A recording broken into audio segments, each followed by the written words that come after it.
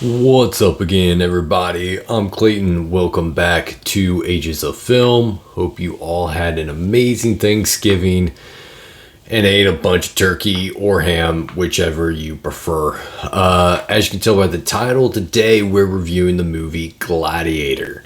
I posted recently on my channel kind of a movie matchup between Gladiator and Braveheart.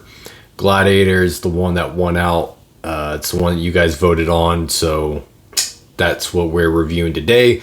Obviously, Gladiator 2 is now in theaters. Still planning on watching it, haven't seen it yet. Probably going to see it early next week. Because it's part of a big ranking that I'm doing probably in a couple weeks or so. So I do plan on seeing it here shortly, but today we're talking the original Gladiator, released in 2000, directed by Ridley Scott and starring Russell Crowe and Joaquin Phoenix. So I'm just gonna jump right in, give my thoughts, overall opinion on the movie. Just as a reminder, guys, this is just my opinion on this movie. You don't have to agree with me. That's totally fine. All I ask that you be respectful about your opinion in the comment section and let me know your thoughts on Gladiator. If you're a fan of this movie, it seems that most people are. I don't really hear too many people.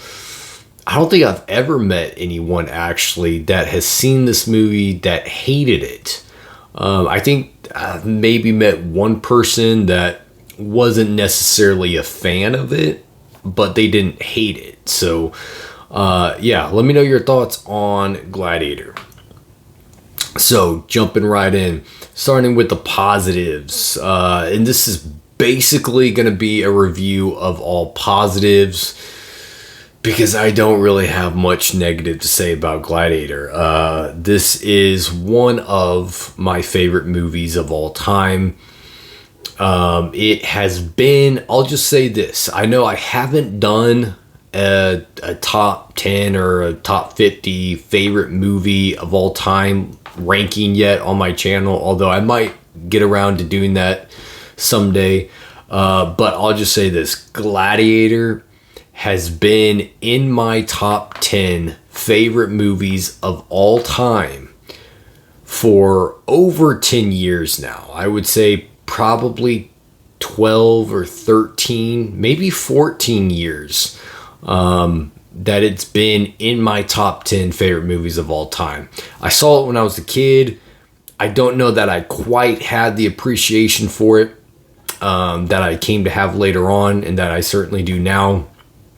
But once I started to watch it more over the years, it pretty quickly jumped into my top 10 favorite movies of all time. And it hasn't left since it's been in there. It's still in my top 10 movies of all time. So obviously I love this movie. Obviously you guys can probably figure out what my rating of this movie is going to be. But I'll just kind of give some of my thoughts on what I like about Gladiator. Starting first with the writing here in the story. Obviously, this movie gets talked about a lot as a revenge movie. You know, Maximus Decimus Meridius, just a awesome movie character, great movie character. General of the Roman Imperial Army, serving under Caesar, Marcus Aurelius, and Marcus Aurelius ends up dying. His son Commodus takes over as emperor, played brilliantly by Joaquin Phoenix. I'll talk more about his performance in a little bit, but Commodus offers his hand to Maximus. Maximus refuses, and then Commodus has Maximus' wife and kid murdered and killed. And Maximus gets enslaved, and becomes a gladiator, fights in the Colosseum, and kind of works his way back to Commodus ultimately in a final showdown in the Colosseum. awesome stuff, right? We all know it, we all love it. But one thing that I personally love about the story that I feel like gets overlooked a lot by people, actually, and I think this is a story that is, you have to peel back a couple of the layers to get to the story beneath the story.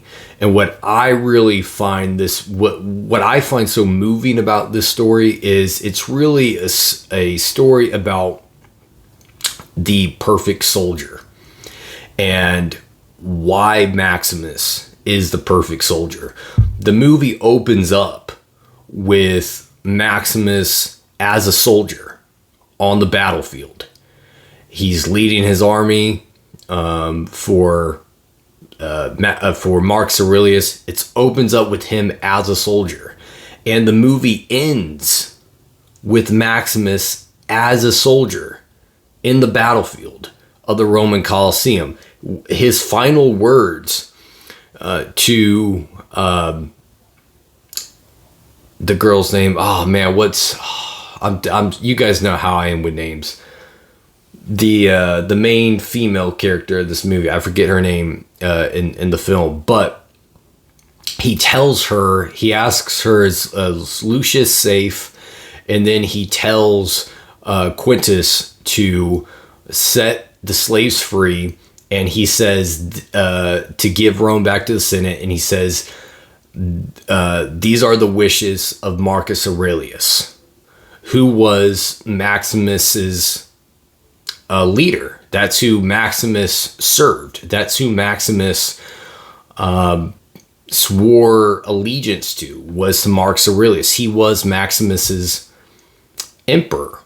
And so Maximus goes out as a soldier. He dies as a soldier. He goes out making sure that he fulfills his duty to his leader. And make sure that he follows through with the dying wishes of his emperor. And just that loyalty that Maximus had to Rome and to Marcus Aurelius, who was his commander-in-chief, and just his commitment to being a soldier and fulfilling his duty to his country and to his leader to the death. It's just, that's what always gets me emotional at the end of this movie. Just that is the perfect soldier. You're a soldier through and through, regardless of whether or not you're on the battlefield or in slavery. You're a soldier through and through. And once a soldier, always a soldier, man. And Marcus Aurelius is that perfect soldier. And so just seeing his story and that commitment and that loyalty and that duty that he fulfills, it's what makes him the perfect soldier. And to me, that's the deeper story of Gladiator. Yes, you have the revenge story. Yes, you have all the other stuff, but that's the deeper, to me, meaning of the story. And what I always walk away thinking about and talking about is the story of the perfect soldier. And yeah, that's, to me, I think it's a brilliant story, and it's brilliantly told in through the structure and through the direction of Ridley Scott. Just a great story. It has heart to it. It has something to say, and it's got meaning to it. It's got substance to it. And to me, that's a huge positive there for me. I also think the script, even though they had script issues with the movie, I do still think the script ended up being really good. You have a character arc for your main character. You have development for each of your main characters, even your main antagonist, Commodus. You see his perspective. You get to see where he's coming from and understand his motive and why he's doing what he's doing. And I like that. You see the girl who, again, I forget her name, you see everyone's kind of perspective in the movie. And I always love that. I always like when a movie shows you the perspective of all of the characters in the film and why they do what they're doing. And so you can understand the why and the motive behind what they're doing. And this movie does that. And that's another thing that I love. So I think the script ended up being very well handled and directed as well by Ridley Scott, taking that and visualizing it and putting that on screen. Very good. The editing was very, very good in this movie. I think that the cuts are just great cuts, great transitions. The way that it's pieced together, synchronized, the synchronicity of the film is just very well edited and put together. Great editing in the movie, a fantastic score, super memorable score. I was just thinking about the score to Gladiator the other day. Just a banger score, man, that does such a great job at generating the emotion from you as a viewer that it's trying to get out of you. And I've said it a billion times, I'll say it again. The purpose of a movie score, a great movie score, is a score that does its job for the film, generates the emotion that it needs you to feel for the scene or for certain characters. A score that does its job is a great movie score, and I think this score absolutely does its job and delivers. Great score in Gladiator as well. Beautiful cinematography in this movie, just some great shots, a lot of great panning shots, a lot of great tracking shots, a lot of great wides. Just the scope of the film, the epicness of the film is just brilliantly directed and handled by Ridley Scott. The framing was excellent in this film. He really does a great job at putting you in that time period and making you feel like you're living in ancient Rome during this time. And the battle scenes in the Colosseum makes you feel like you're in the Colosseum experiencing what it is these guys are experiencing. And that's one thing that I think Ridley Scott has done very, very well throughout his career. Any type of like period piece, Ridley Scott, man, he nails those. He does such a great job at world building and setting. He knows how to put you in the time, in the period, in the environment of whatever the story is. And he does that brilliantly here in Gladiator. The costumes are great in this movie. They look very much of their time, very believable, and great style and look to them as well. Brilliant costume design, great production design, the way that they designed the Colosseum.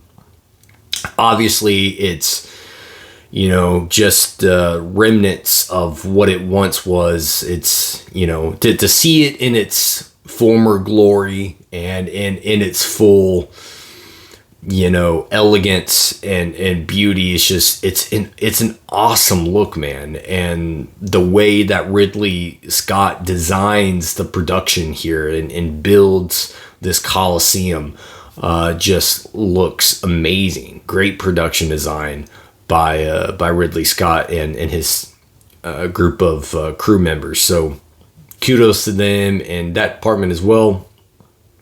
I also got to say, the fighting scenes are also great. Some of the action and the fighting scenes in the Colosseum are just so gnarly, so awesome, well shot. That's another thing that Ridley Scott does really well is action, sword fighting scenes, chariot scenes, stuff like that. And even that opening battle that first battle in the opening scene of this movie is also really well done. Some really gnarly shots there too. Scott does a really good job utilizing the camera framing in those scenes and pulling off really effective shots in those battle scenes. So that was another thing that I really enjoy with Gladiator. And just also one more thing, this throws me back to the script, is there are also some really great lines in this movie, very quotable lines. You know, obviously the famous one by Maximus in the Colosseum when he tells Commodus, "I am Maximus Decimus Meridius, Chief Commander of the armies of the North, General of the Felix Legions, true servant to Marcus Aurelius, father to a murdered son, husband to a murdered wife, and I shall have my vengeance in this life or the next." Bah. If that doesn't get you amped up, then you're hopeless. Because that's just an awesome scene, very quotable line. Also the moment, one of my favorite moments in the movie when he's standing there in the Colosseum after just winning his battle, and he's looking up at all the people in attendance, and he just yells, "Are you not entertained?" Just such a manly moment, man. You know, just it's a great scene, and really quotable lines in the film. So very iconic and very epic. You know, this is an epic feel to it, an epic film. So moving into characters, great characters in this movie as well. Our lead character and protagonist, Marcus Aurelius, or not Marcus Aurelius, that's the Emperor, although he is played brilliantly in this movie. He does a great job, well written for the small part that he has in the movie. Maximus is a great character, a great lead character and protagonist. I've heard some people critique him because they feel like he's not really a flawed character, and he doesn't undergo any like moral change or philosophical change. That's not what the movie is about. That's not what the story for this movie is. That's not the story that this movie is trying to tell. You have to take each movie on its own terms and understand what the story that is being told is, and then ask yourself, does the main character need a change, need to undergo some type of moral change? I'm fine with a character not changing in the movie morally or ethically or philosophically if the script and the story doesn't require it, and if you still give me emotional depth to the character, then I'm fine with it. And I think this story doesn't require Maximus to have to undergo some ethical moral change. It doesn't need that. That's not what the story is about. And then secondly, they substitute it with great emotional depth to the character Maximus. You feel for him when he loses his wife and his son in that scene when he comes across their bodies, and it's just like you feel it. You feel the weight of that scene. You fully get behind him after that and seeking out his retribution, but also the emotional restraint that he shows in certain scenes. The scene where Commodus is trying to antagonize him and trying to get him to react, tells him about his wife and his son. I won't repeat what he says, but you can go watch the movie and know what he says. The restraint that Maximus has in that scene, you get behind him emotionally. You're pulling for him. You respect that restraint that he has. So they still provide you with the emotional depth to the character for you to absolutely get behind him and cheer for him and pull for him. Part of that is playing off of a brilliant antagonist in Commodus, played brilliantly by Joaquin Phoenix. I still think it's one of Joaquin's best performances of his career. He just does a brilliant job playing Commodus, one of just the most evil, vile, wicked, disgusting antagonist villains ever on screen. And just he also makes it easy. He makes it easy for you to do two things. He makes it easy for you to hate him by his antics, by his cowardiceness, by his sick and twisted antics, and he makes it easy for you to cheer for Maximus through his actions and through his words. So, you know, there's an old saying that your protagonist is only as strong as your antagonist. Well, you have a very strong antagonist in this film that makes it easy for you to pull for the protagonist in the film. So just great character writing there for Commodus as well. And the performance that Joaquin gives is just brilliant. And in a film where you're going up against another great performance with Russell Crowe as Maximus, taking home the Oscar for Best Actor that year, deservedly so, just does a brilliant job as Maximus.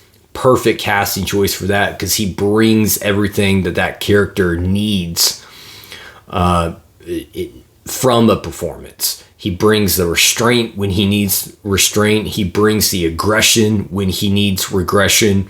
He brings the emotion when the character needs the emotion. He brings the full arsenal to Maximus. And so I just thought Russell Crowe's performance was brilliant. Joaquin Phoenix's Commodus was brilliant. Even the girl, again, I forget her name. The name's just not coming to me right now, guys. I apologize about that. She does a great job. Her character also very well written. She serves a role. She serves a purpose to the movie. She's also kind of provides that emotional heart throughout the film.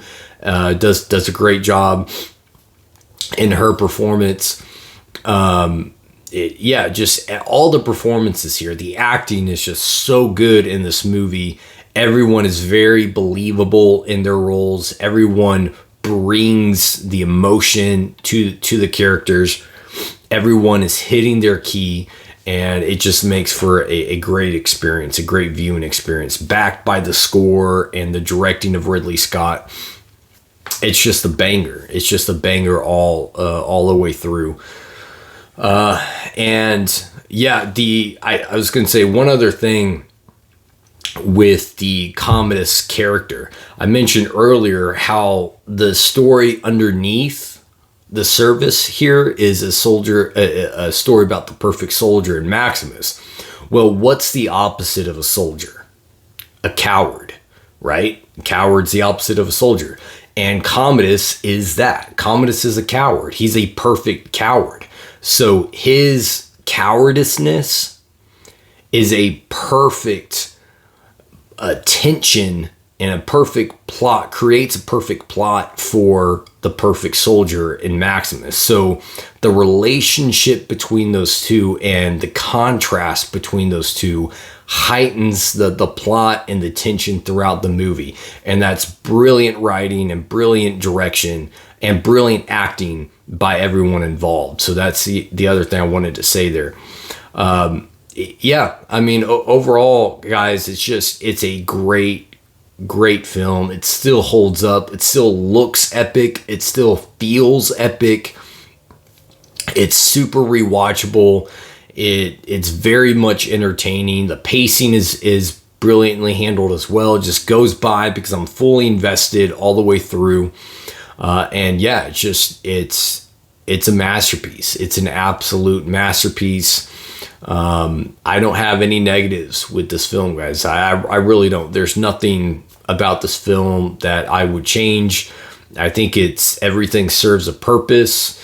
It's got the emotional effect. It's got a story. It's got something to say. The direction is brilliant. The acting is brilliant. The quality is all there. The entertainment is there. The rewatch value is there. Everything just comes together with Gladiator. So overall, obviously, this is a 5-star film for me. One of my favorite movies of all time. Obviously, as I mentioned at the beginning, it's in my top 10 favorite movies of all time. So, no negatives, man. This is about as perfect of a film as you will find in my opinion. So, there you go. That's it for Gladiator. Let me know your thoughts on Gladiator in the comments section. Do you agree with my opinion? Do you disagree? Anything and everything, drop it in the comment section. Don't forget to like and subscribe if you haven't already. And until next time, you freaks, kick it and rock on.